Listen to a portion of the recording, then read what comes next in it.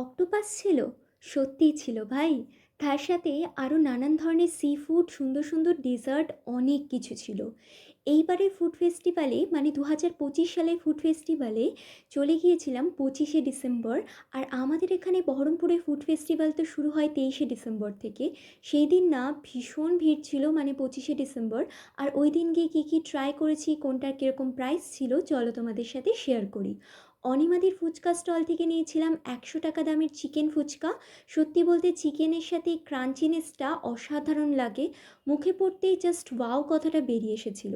বকখালির fish centre থেকে নিয়েছিলাম ভেটকি বাটার ফ্রাই। দাম পড়েছিল ১৫০ টাকা। এটাও খেতে ভালোই ছিল, তবে ভেটকির ফিলেটা ভীষণই পাতলা ছিল।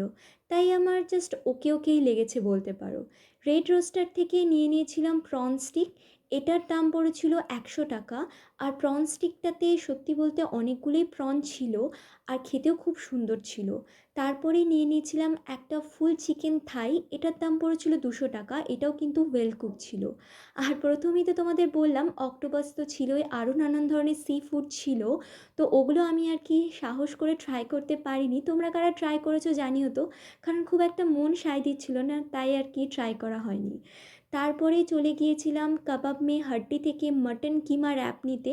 এটার দাম পড়েছিল ১৭০ টাকা। আর চিকেন টিক্কা র্যাপও নিয়েছিলাম, এটার দাম পড়েছিল ১৫৫। এটা না পুরো বাইরেটা রুমালি রুটি দিয়ে করা, আর ভেতরে চিকেন বলো মাটন বলো পুরো ঠাসা ছিল।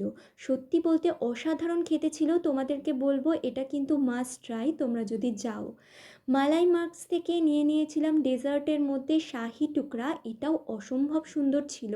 পাউরুটিটা না ডুবন্ত ঘিয়ে ভাজা, আর ওপরের মালাই দিয়ে এটা খুবই ভালো লাগছিল। তারপরে ভাই আর কি এই গাড়িগুলোতে বসে দেখছিল বাইকগুলোতে ওকে কেমন লাগে। আর নেক্সট আমরা চলে এসেছিলাম এই মকটেল কাউন্টারটাতে।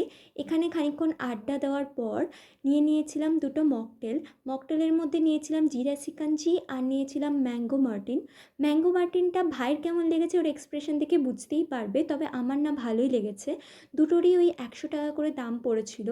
তারপরে গজা নিয়ে বাড়ির উদ্দেশ্যে চলে এসেছিলাম আর কি।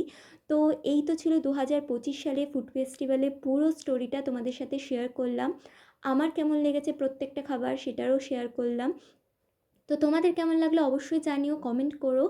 অনেক ভালোবাসা দিও। আজ তাহলে আসি।